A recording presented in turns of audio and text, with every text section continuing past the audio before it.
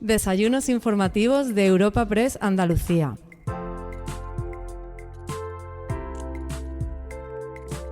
Comenzamos un nuevo capítulo en los desayunos informativos de Europa Press Andalucía y lo hacemos para ofrecerte el encuentro titulado El barómetro del docente. En esta cita podremos escuchar en primer lugar a Alberto García Valera, socio director de EY en Andalucía, quien dará paso a la intervención de Juan Pablo Riesgo Figuerola Ferretil, socio responsable de EY Insight, quien también participará en la mesa redonda que comenzará a continuación y que será moderada por Francisco Morón, delegado de Europa Press en Andalucía, y que también contará con Ismael Sanz Labrador, vicerrector de Calidad, Ética y Buen Gobierno de la Universidad Rey Juan Carlos, y con Javier Imbroda, consejero de Educación y Deporte de la Junta de Andalucía.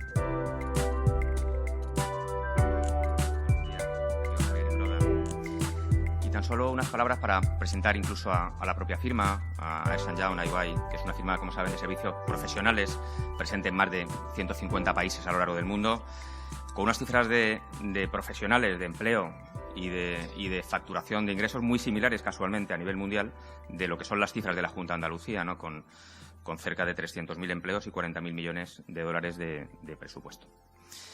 Pero además de desarrollo empresarial, EY está muy comprometido con los valores del llamado capitalismo inclusivo, que en el ámbito de la educación pues, nos permite considerarnos como formadores de profesionales, y lo sentimos de verdad, esa condición de formadores, y de participar en el debate público a través de nuestra plataforma de EY Insights, que dirige magistralmente Juan Pablo Riesgo, socio de la firma, economista, exsecretario de Estado de Empleo, una labor en la que tuvo la responsabilidad precisamente de la gestión de la formación profesional para el empleo. El barómetro del docente de EY que hoy presentamos nos permite conocer qué sienten, qué proponen profesores y familias a través de una encuesta desarrollada a través de 600 familias y de 200 profesionales. Estoy seguro de que el sistema educativo en Andalucía tiene todavía que superar algunas asignaturas pendientes, la mayoría seguro que relacionadas con las nuevas tecnologías, con el reconocimiento imprescindible de la labor del docente, pero al mismo tiempo la pandemia nos ha demostrado que estamos preparados para seguir formando a nuestros alumnos en condiciones adversas, lo que reafirma al mismo tiempo la robustez y también la flexibilidad de la comunidad educativa de nuestra comunidad, ¿no? En ese contexto, el acto de hoy pues, tendrá la presentación a continuación de mi compañero Juan Pablo Riesgo, socio responsable de EY Insights, para a continuación abrir una mesa de debate de la que participará precisamente el propio consejero de Educación. Sin más, por favor, Juan Pablo, tienes la palabra.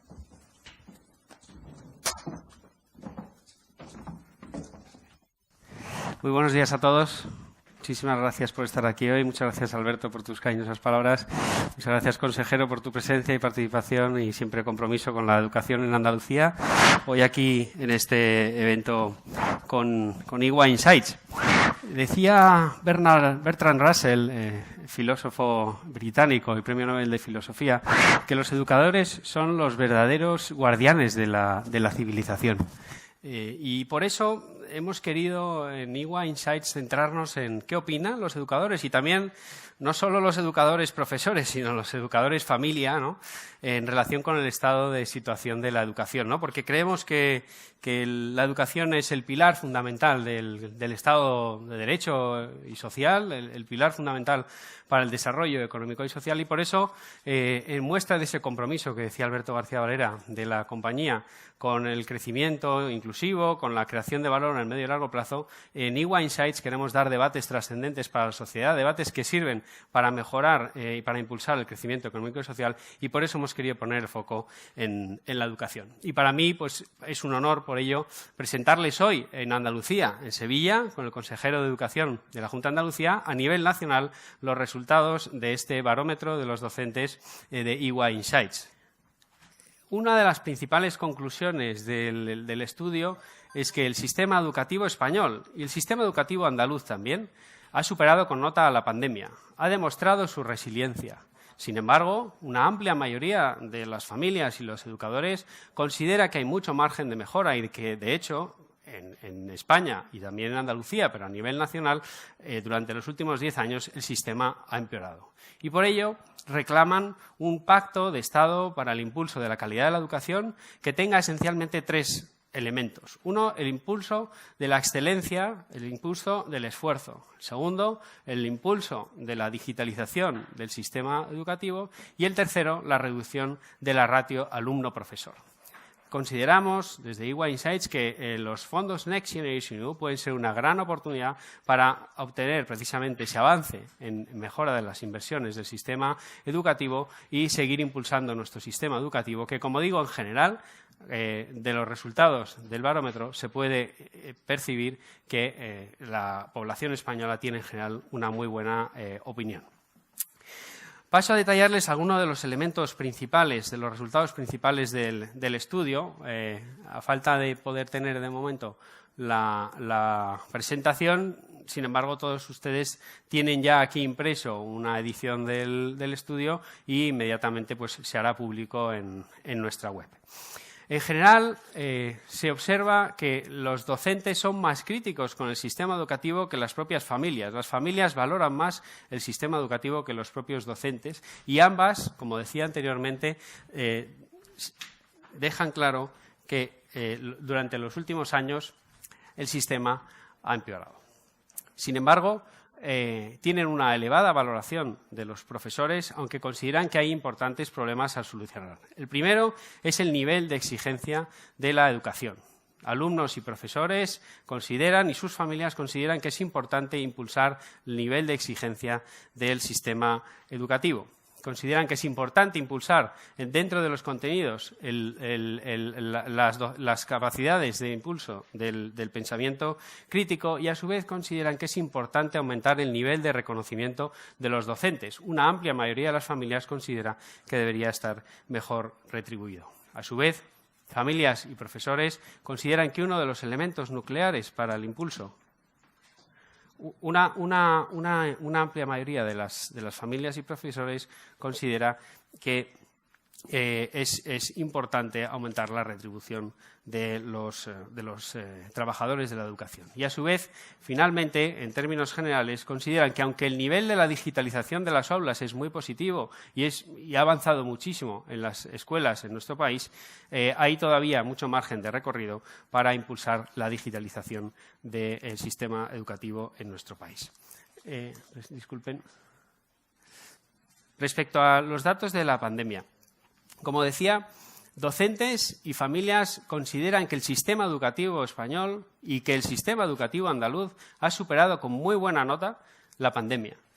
Sinceramente, es abrumador cómo profesores y cómo familias valoran la implicación del sistema educativo y de los propios profesores a lo largo de la pandemia. En Andalucía, especialmente, los docentes consideran que el nivel de implicación de los profesores lo valoran con un 9,1 y las familias por encima del 7, la implicación de los profesores, lo cual demuestra la resiliencia de nuestro sistema educativo y la valoración que la sociedad tiene en nuestro sistema educativo en general y también el sistema educativo andaluz. Más del 80% de los centros declaran, y en el caso de Andalucía el 87%, declaran haber podido mantener las clases con normalidad, esencialmente por vía online, pero poder haber mantenido la docencia. Y, de hecho, el grupo mayoritario de los consultados dentro de los centros educativos, más del 35%, declara haber mantenido el 100% de las clases en plena pandemia, lo cual, sinceramente, es todo un reto operativo que el sistema educativo español y, en particular y destacadamente, el sistema educativo andaluz ha podido abordar con éxito. Adicionalmente, otra muestra de la resiliencia que declaran las familias y los educadores en relación con el sistema educativo andaluz es que, si bien es cierto que el estado de ánimo fue afectado a lo largo de la pandemia en las familias por la situación de tener que abordar la carga formativa online, hoy casi el 90% de las familias considera que el estado de ánimo vinculado a la educación es bueno o muy bueno, lo cual demuestra que, pese a las dificultades, la sociedad el sistema educativo andaluz ha sabido dar una respuesta adecuada. No vamos, casi en breve, voy a preferir pasar al debate porque no podemos proyectar bien los resultados, pero sí quería destacarle alguno de ellos, ¿no? Y básicamente, pues es ese, ¿no? que el sistema educativo andaluz ha superado con buena nota la pandemia. las familias valoran más de un notable la implicación de los educadores durante este periodo, pero sin embargo hay una alta exigencia de un pacto de Estado que sobre todo impulse la excelencia de los contenidos, la digitalización para poder competir con el resto de países de nuestro entorno y algo que es extraordinariamente complejo, y así es cierto, y ahora lo debatiremos, que es la reducción de la ratio alumno-profesor para poder aumentar la atención de los profesores sobre los alumnos. Consideramos, como decía inicialmente, precisamente que los fondos Next Generation EU, el mecanismo de recuperación y resiliencia, puede ser una muy buena oportunidad para que las administraciones y el sistema educativo también privado puedan disponer de recursos para impulsar la digitalización. Así es que, sin más, si les parece, remitiéndoles a los resultados del estudio, del que tienen ya a su disposición y publicaremos en breve, y atendiendo un poco al retraso que llevamos en la agenda, si les parece, vamos a dar paso ya al debate con el consejero que le tenemos aquí, no le queremos hacer esperar más, que luego tiene Consejo de Gobierno, y para ello pues llamo al Estado, si le parece, a Francisco Morón para que dirija el debate. Muchas gracias a todos.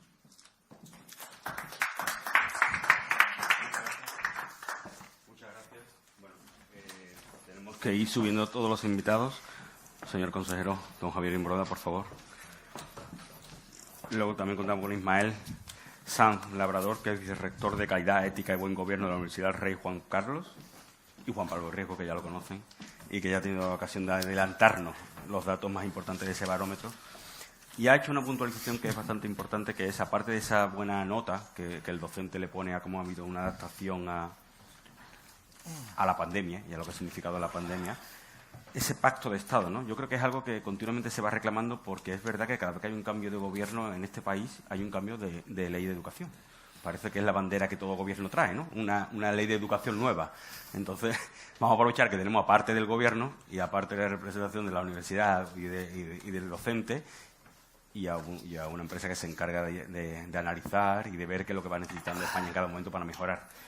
Si le parece, podemos empezar por conocer al consejero, lo que opina el consejero, después de conocer este barómetro, y sobre todo eso, ¿no? Que cada gobierno, cada color de gobierno traiga su propia ley de educación, y eso haga que no tenemos un modelo real y reconocido en España, ¿no? De educación, ¿no?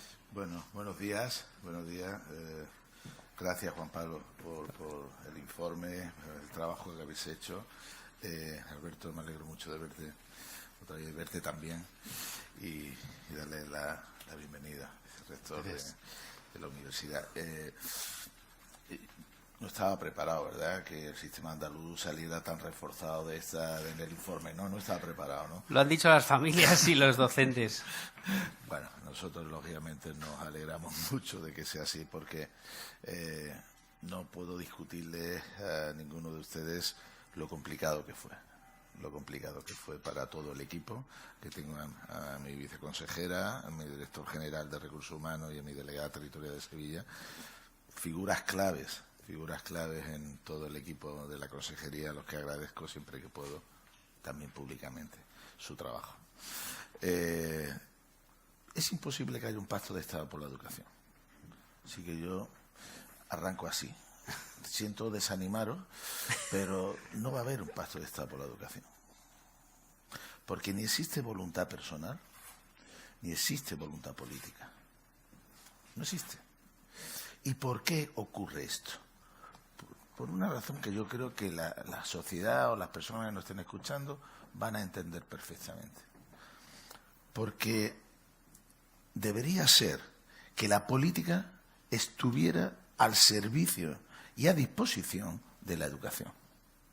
Pero desgraciadamente ocurre lo contrario. Y es que la educación está al servicio de la política. Con lo cual, siempre ha sido un instrumento la educación, una herramienta ideológica para poder implantar el modelo que cada ideología quiere tener para la sociedad. Y esto, evidentemente, pues evita que haya un acuerdo, porque cada uno quiere imponer su modelo educativo, es decir, utilizar la educación como herramienta ideológica. Imposible que se llegue a un acuerdo. ¿Y cuál es la consecuencia de esto? Fundamentalmente el perjuicio, el enorme perjuicio que le causamos a nuestros niños y a nuestros jóvenes. Yo llegué a la Consejería de Educación y Deporte y me acuerdo que mi primera intervención en el Parlamento de Andalucía fue transmitir 3 cosas, que las sigo manteniendo casi 3 años después. La primera fue despolitizar la educación. Bueno, me miraban con una cara rara, ¿no? Diciéndome, aquí ha llegado, ha aterrizado por aquí alguien extraño. Despolitizar la educación. Saquen ustedes el sesgo ideológico de nuestros centros educativos. Sáquenlos. No utilicen a nuestros niños y jóvenes, no les hagan rehenes de sus ideologías. Fórmenlos, prepárenlos para este mundo global en el que vivimos. Vamos a darles las herramientas de trabajo, de mentalidad, para afrontar los enormes desafíos que tenemos por delante. ¿De qué me está usted hablando de la ideología? ¿Por qué quiere usted empequeñecer la mentalidad de nuestros jóvenes? Se hace pequeña. Dejen ustedes que abran la mente. Este es, digamos, el enorme desafío que tiene la sociedad en general y la clase política en particular para poder desbloquear de una vez por todas lo que debe ser una ley educativa consensuada. Mientras no se tenga esa mentalidad, es imposible. Pero fíjese, consejero, que realmente, en el fondo, lo que, de acuerdo a la demoscopia, a la opinión de familias y docentes, lo que se está demandando como contenido principal de ese pacto de Estado, entendido como las principales deficiencias o anhelos de ellos ante el sistema educativo, son 3 cuestiones que no deberían ser muy ideológicas, ¿no? Uno, y por empezar quizá a lo menos, la reducción de la ratio alumno-profesor. En el fondo eso es recursos, ¿no? Otro, digitalización, que también recursos. Y el tercero, pues quizá algo más sometido a los vaivenes de la ideología, el impulso del esfuerzo, ¿no? Y el reconocimiento del profesor. Que, por cierto, hoy se aprueba un Real Decreto, creo, de desarrollo de la LOMLOE, que regula un poco el nivel de esfuerzo, ¿no? Pues ahí a lo mejor sí puede haber algo más de lío, ¿no? Pero en el fondo parecen asuntos, pues realmente que es una cuestión de recursos y voluntad, ¿no? ¿Y el docente qué sensación tiene cuando ve esos planes de estudio que continuamente cambian o que dependiendo de la legislatura le cambian, ¿no? Y realmente, incluso hasta la universidad, la percepción tiene que ser aún mayor, ¿no? Porque el chico, además que cada vez llega menos preparado a la universidad.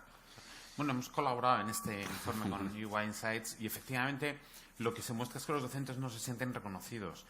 Y, sin embargo, cuando se les pregunta a las familias, sí que hay ese reconocimiento social. Quizá han echado de menos que han sido un colectivo que durante la pandemia no se ha tenido en cuenta el esfuerzo que han hecho. Y eso se refleja en el informe, en el barómetro del docente. Porque en septiembre de 2020, cuando se está decidiendo si se reabrían los centros educativos, y yo sé que aquí en Andalucía también, y en Twitter recibió usted, consejero, muchas críticas, nosotros también. Qué raro. Nosotros también. Bueno, quizá Andalucía sí apostaba por reabrir de la manera, y de hecho sinceramente ha sido un éxito porque los datos han demostrado que se ha abierto y se ha activado la educación y no ha habido ningún tipo de problema extraordinario.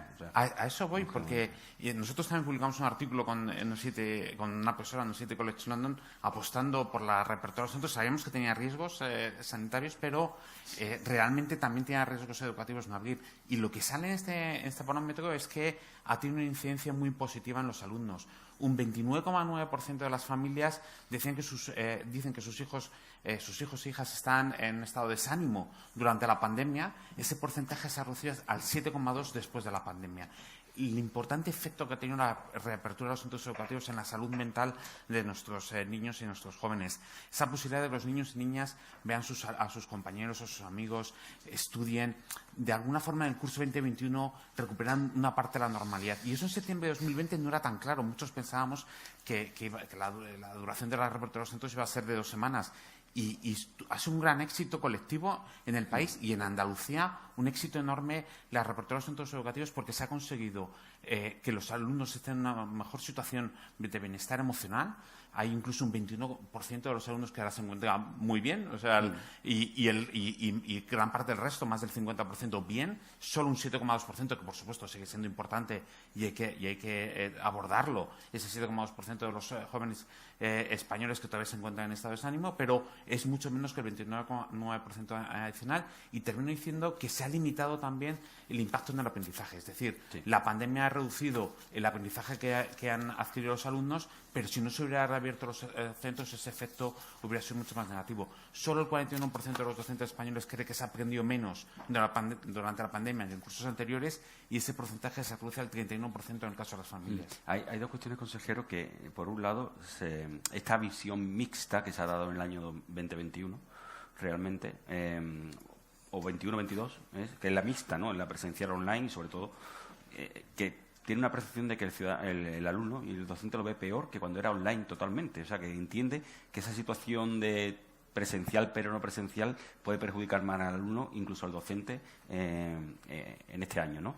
Y luego, por otro lado, sí se reclama más innovación, más adecuación de los centros y, sobre todo, nuevas tecnologías, pero, sin embargo, un alto porcentaje dice, más del 28%, que se ha dado a las clases el 100%, el 33% al 75%, por lo tanto ha habido capacidad de adaptación. O sea, que por parte de fuerza de las familias, imagino, y también de los centros, ¿no? Sí, o sea, que ha habido eso, que pese a ese déficit real que hay de nuevas tecnologías, ha habido una adaptación para poder dar online esas clases, ¿no? Hay un anhelo de mayor digitalización, pero una conciencia de que se ha avanzado mucho. Exacto, y, de hecho, la evidencia de la pandemia es que se ha aguantado el tirón precisamente gracias a la tecnología. De hecho, Andalucía en eso destaca. Sí. El 87% de los centros públicos declaran haber podido mantener las clases online, y eso está prácticamente por encima de la media nacional o la media del resto de comunidades, que están en el 82%. Y en el 28% de los centros declararon haber mantenido un 100% de las clases, frente al 22% en Cataluña o el 23% en la Comunidad Valenciana. Consejero, eso es... Díganlo. No, díganlo.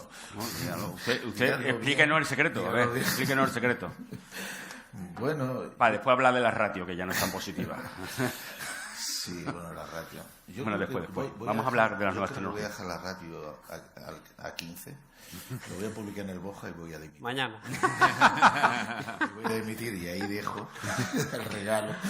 Al consejero de Hacienda que se ocupe. Exactamente. Bueno, vamos a hablar de esta acción o ese esfuerzo que han demostrado los centros andaluces, ¿no? A ver, yo creo que efectivamente, como bien decís, como dicen ellos, esto ha sido el resultado de un éxito colectivo. Porque no puede ser de otra manera. Es decir, desde la consejería, ¿no?, tomar una serie de medidas que tomamos, no se pueden ni imaginar el verano que nos pegamos, ese verano del 20, que parecía que ya bajaba la ola, que luego parecía que subía, que luego que no, en fin, no hay vacuna, no se sabía, en fin, una incertidumbre enorme que vivimos todos, cada uno en nuestro ámbito, ¿verdad?, personales y profesionales. Se ha trabajado mucho con mucho sentido. Aquí tuvimos muy claro en Andalucía que en el último trimestre del curso 19-20 no volvíamos a abrir las aulas. Lo tuvimos muy claro. Ya saben ustedes que se inició como una especie de competición. A ver quién abría antes, como ahora se está también iniciando con el tema de las mascarillas. A ver quién quita la mascarilla antes, ¿no? Porque como parece que eso es como ir más adelantado, ¿no?, que los demás. Y nosotros, créanme, que no vamos a participar en ningún tipo de competición de esa índole. Nosotros nos vamos a regir por las directrices que marcan las autoridades sanitarias, que son los que saben. Solo somos docentes, no somos sanitarios. Cuando ellos nos digan fuera mascarilla, será fuera mascarilla. Nos dicen que no, pues será así. Esas serán las normas básicas de convivencia y de respeto que tendremos en nuestros centros educativos, ¿no? Pero nosotros tuvimos claro en el último trimestre que no. Abrieron aulas y colegios en el País Vasco, quiero recordar, en otros países de nuestro entorno, que tuvieron que volver otra vez a cerrar. Nosotros tuvimos claro que no. Porque en nuestro diálogo permanente con la comunidad educativa, con los expertos sanitarios, no vimos claro que pudiéramos abrir con cierta garantía. Pero de la misma manera que tuvimos claro que no abríamos en el último trimestre, tuvimos claro que abríamos en septiembre. Y no se pueden ni imaginar que en septiembre nadie quería abrir los centros educativos. Pero nosotros lo tuvimos claro, por una serie de medidas que tomamos y no solamente de esas medidas que había, la gente era reacia, ¿no?, a abrir, y que es cuando empezamos a que todo el personal docente y no docente, no había vacuna, pero sí se hicieran sus test para poder que evidentemente los profesionales estuvieran, lógicamente, que hubieran tenido ese chequeo no médico para abrir nuestros centros, con una serie de medidas que los docentes fueron escrupulosamente respetuosos con ellas. Y luego es una responsabilidad compartida, digamos, en la ejemplaridad de nuestros alumnos. ¿Quién no iba a decir que niños iban a estar con su mascarilla no sé cuántas horas en clase y en el patio? Y así lo hicieron. La colaboración de las familias en general. O sea, ha sido el resultado de un éxito colectivo, más todas las medidas que habíamos tomado. Y éramos conscientes de las dificultades porque abríamos en pleno crecimiento de la segunda ola en el mes de septiembre. Nadie veía el momento para abrir los centros educativos. Yo les quiero decir que no se pueden ni imaginar las presiones que uno pudo sufrir. Pero yo lo tengo claro, porque además de todas las medidas, todos los recursos que pusimos, etcétera, etcétera, y, en fin, mentalmente, digamos, la mentalidad de trasladar también a la sociedad, es que cuando se presenta una situación tan adversa como esta, con un virus que andaba por la calle, no se puede combatir con el virus escondiéndote. Yo creo que también como sociedad tenemos que reflexionar esto, porque virus va a seguir habiendo y vendrán otros. Y no podemos reaccionar ni responder ante esos desafíos que vamos a tener escondiéndonos. Prudentes sí, responsables también, pero que te paralice tu vida, no. Y con esa mentalidad afrontamos el curso en septiembre del 20. Recursos, medidas, concienciación de todo el mundo, colaboración, responsabilidad compartida y esta convicción de que no podemos escondernos, tenemos que hacerle frente a todas esas adversidades. Y yo creo que las adversidades hay que mirarles a la cara una a una. Y esto lo tenemos muy claro aquí. Juan Pablo. No, tengo la curiosidad, más allá del enfoque de COVID, que el barómetro tiene dos ámbitos este año, uno de análisis general y otro del COVID. Sobre el COVID hemos expuesto algunos datos y hemos profundizado. Del general hemos visto ese anhelo, ¿no?, de esos tres ámbitos, ¿no?, el de la excelencia, la innovación y la reducción de la ratio alumno-profesor. Yo me pregunto en qué medida el mecanismo de recuperación y resiliencia puede o no ser una oportunidad para solventar ese problema esencial que entiendo que hay de recursos, que es lo que limita probablemente a lo mejor. Bueno, yo no sé si quiero. No, después interven ahora para hablar después un poco del tema ya porque va a hablar, y sobre todo porque al final el tema ratio es un tema presupuesto y es importante ver cómo se quiere afrontar en la pospandemia, ¿no? Sí, yo creo que efectivamente tiene mucho mérito los docentes, la comunidad educativa, las administraciones y toda la sociedad, las familias, los niños y niñas, realmente ante un comportamiento que, por encima de lo que esperábamos. Que los adultos. Y ha sido un éxito porque, de hecho, el informe de Education at a Glance de la OCDE, el informe anual que saca la OCDE, muestra que España es uno de los países en donde menos días se cerró los centros educativos, y eso ha tenido ese efecto tan positivo del que hemos hablado en el estado de bienestar de los alumnos, en su salud mental y en su aprendizaje, porque no han aprendido tanto como otros cursos previos a la pandemia, pero se ha limitado el impacto. Yo también querría destacar dos cuestiones. Una, me sorprende en ese barómetro el hecho de la poca demanda que hay por el incremento de las horas dedicadas a robótica y pensamiento computacional. Es un aspecto que me ha sorprendido. El resto de los resultados, bueno, pues algunos eran esperados, otros no tanto, pero ese en particular me ha sorprendido porque, digamos que contrasta con esa necesidad de una mayor digitalización. Y la robótica lo van a necesitar absolutamente todos los alumnos. La programación ahora es muy importante. Es uno de los ámbitos que más posibilidades de empleo da.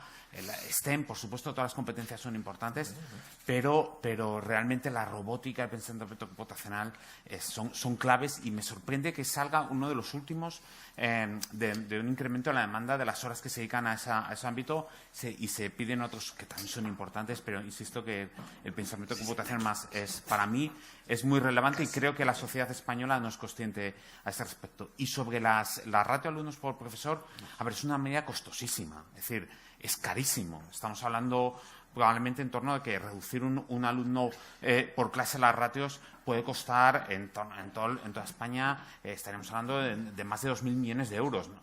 Es verdad que ahora vamos a tener financiación europea en ese sentido, no sabemos lo que va a durar, pero quizás es mucho más inteligente reducir la ratio de alumnos por profesor en los centros más vulnerables. Ahí es donde sí que puede ser factible desde el punto de vista presupuestario. Soy economista, bueno, Juan Pablo también, por lo tanto sé las limitaciones presupuestarias que hay, pero reducir la ratio de alumnos por profesor en aquellos centros más vulnerables, eso pues sí que puede ser muy positivo, porque es verdad que cuando un docente o una docente tiene alumnos de un nivel socioeconómico medio alto, con un buen comportamiento, digamos, en clase, reducir la ratio alumnos por profesor, pues hombre, nunca está de más, pero igual tampoco está imprescindible.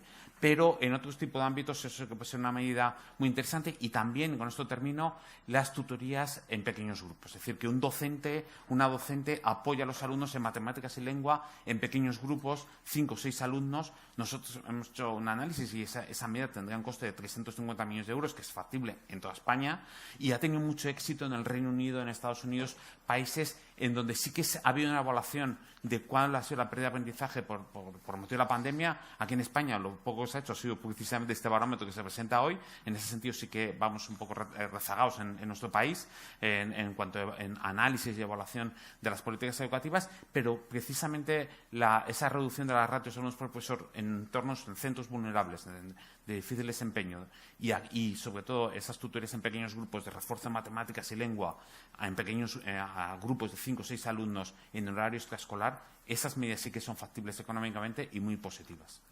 Consejero, medidas factibles económicamente, estamos en pleno presupuesto, se están presentando los presupuestos, hay que aprobarlos o no, ya veremos, pero educación es fundamental y es esencial. Y luego en esta nueva tecnología, la nueva visión que tenemos la educación en Andalucía, que es verdad que desde que usted llegó, pues está impulsando una serie de medidas que son importantes, como el refuerzo incluso en verano, que se puso en marcha, y ya vamos a afrontar el tercer verano y a ver cómo va eso, ¿no? Esas clases de refuerzo. No sé, eso de manera discriminatoria, bueno, o apuntando a aquellos centros que realmente pueden necesitar eso de bajar la ratio, el tema de las nuevas tecnologías, sí, esas clases de apoyo en invierno, fuera de horario. Sí. No sé si todo eso, siendo consciente y realista, caben en unos presupuestos.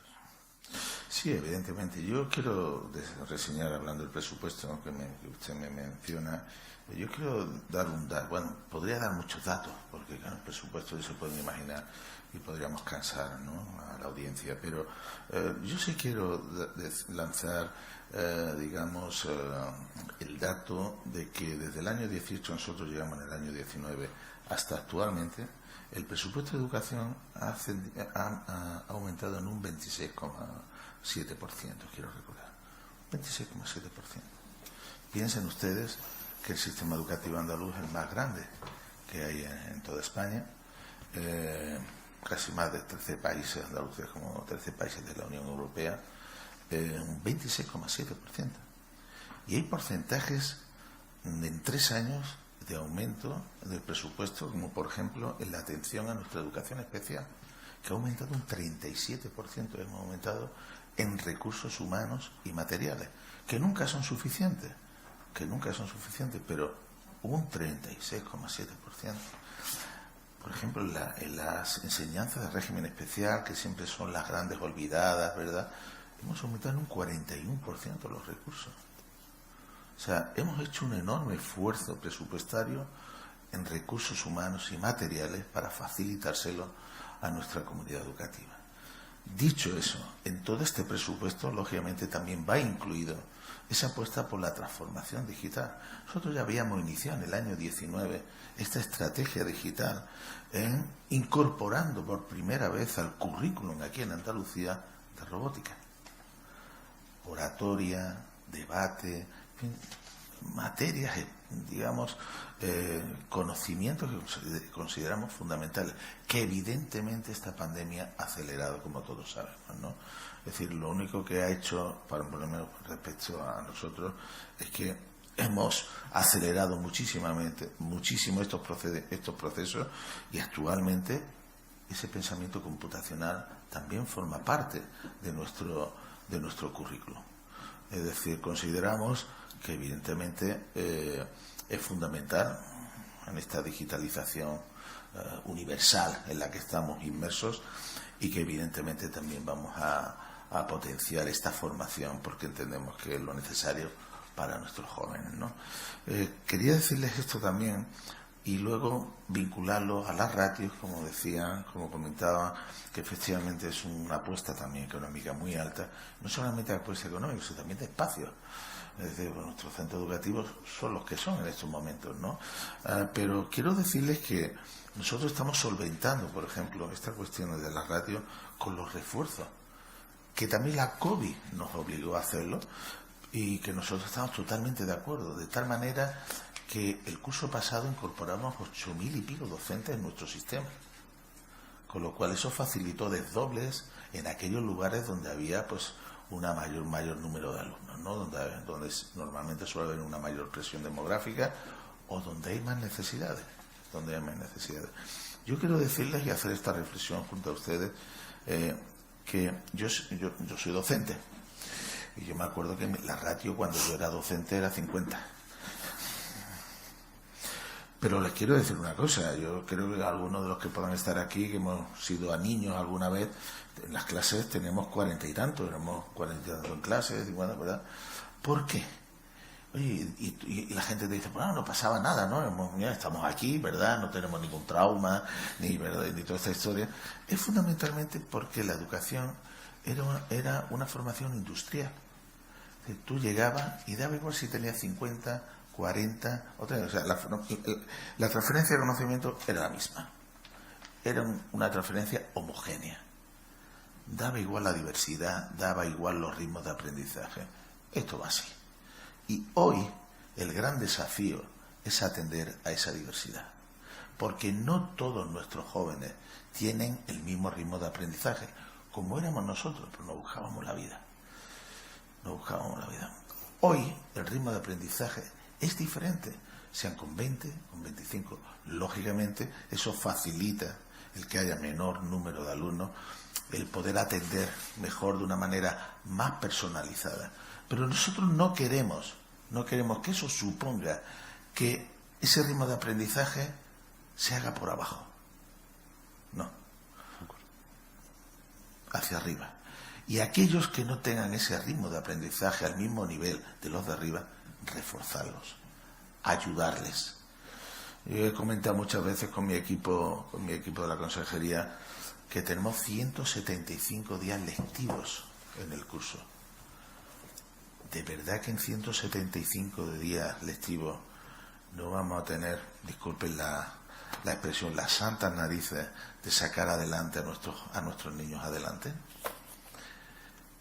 Vamos a pensar eso, ¿no? Entonces vamos a ayudar a nuestros docentes a facilitarles esos refuerzos para que puedan desdoblar, para que puedan personalizar, para que puedan recuperar a lo largo del curso.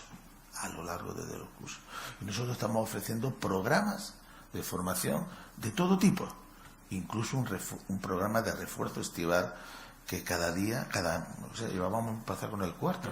Es decir, el mes de julio, de una manera libre y voluntaria, tanto docentes como alumnado, les facilitamos un programa para que puedan recuperar en un ambiente, lógicamente, más relajado, donde la actividad física y deportiva siempre está presente, para que puedan avanzar en sus conocimientos y si hay algo que no quede bien, poderlo recuperar.